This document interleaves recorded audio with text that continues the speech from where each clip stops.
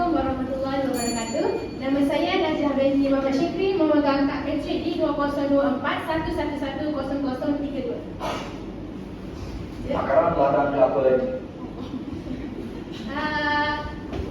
Takaran ladang kelapa. Untuk sebenarnya tema saya adalah alam sekitar, di mana pencemaran udara adalah tajuk utama saya pada hari ini. Dan di sini kita boleh lihat bahawa pencemaran udara ini baru sahaja berlaku di Kuantan, Pahang beberapa bulan yang lepas. Okey, untuk sumber bahan pula saya mengambil artikel jurnal, di mana nama jurnal yang saya pilih adalah Manajemen dan Bisnis Ekonomi yang berjudul Fenomena Pencemaran Lingkungan, Dampak Pencemaran Udara Terhadap Kesihatan. Dan tahun penerbitannya pula adalah pada 28 April 2024. Untuk pengetahuan semua, sebenarnya pencemaran udara ini adalah salah satu masalah yang sering berlaku di Malaysia. Terutama sebenarnya pencemaran udara ini disebabkan oleh faktor kita sendiri, iaitu manusia, di mana sebenarnya manusia ni suka menghasilkan proses pembakaran secara terbuka. Okey, tujuan kajian saya pula adalah memfokus kepada dua, iaitu mengenal pasti berlakunya fenomena pencemaran udara, dan yang kedua adalah menganalisis pencemaran lingkungan fizik. Okey, sebenarnya apabila saya membaca jurnal tersebut, ia mengaitkan tentang manusia. Mengapa saya kata ia lebih kepada faktor manusia? Kerana terdapat 3 faktor yang mengaitkan manusia terhadap pencemaran udara, iaitu yang pertama adalah kebakaran hutan, yang kedua adalah kenderaan bermotor, dan yang ketiga sampah. Di sini saya nak tegaskan kepada sampah. Sebenarnya walaupun telah diterapkan ataupun telah ditulis amaran membuang sampah, namun ada segelintir masyarakat ni tidak mengambil endah ataupun sering membuang sampah di merata tempat. Setuju tak apa yang saya kata? Setuju. Okey. Sebenarnya kita ni sebagai manusia memerlukan udara yang bersih.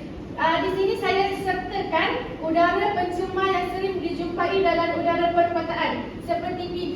PB ini adalah plumber dan CO ini adalah karbon monoksida, di mana kedua-dua bahan tersebut adalah tidak baik untuk kita sebab untuk kita menghirup udara pada masa kini.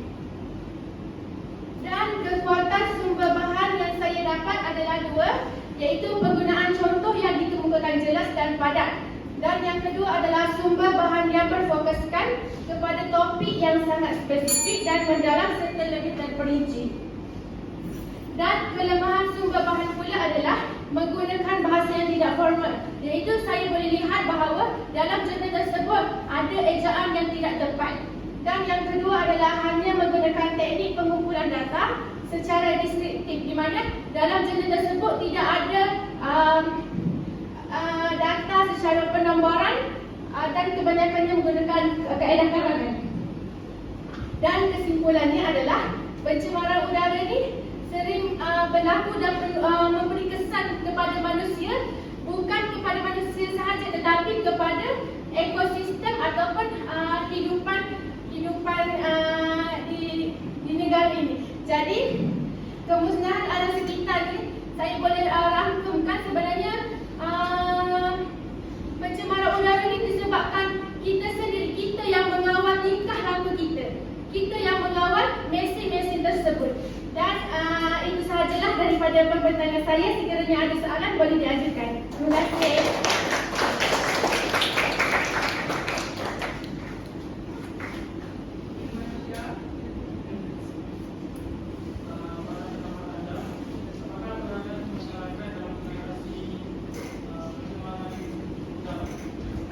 Baik, terima kasih kepada Iman Syah. Sebenarnya peranan untuk kita sebagai manusia untuk mengurangkan pencemaran udara adalah kita ni tak sepatutnya membakar ataupun membuat pembakaran secara terbuka lah. Sebab pembakaran secara terbuka ni seperti yang diketahui yang ia membawa kepada asap yang berlebihan dan menyebabkan udara perkotaan tu kotor. Dan seperti yang kita tahu juga, tahu juga kita ni tak sepatutnya untuk membuang sampah di merata tempat. Sebab bila kita membuang sampah, ia membawa kepada bau yang sangat busuk dan naik kepada udara. Itu sahaja yang saya dapat jelaskan. Harap faham. Faham?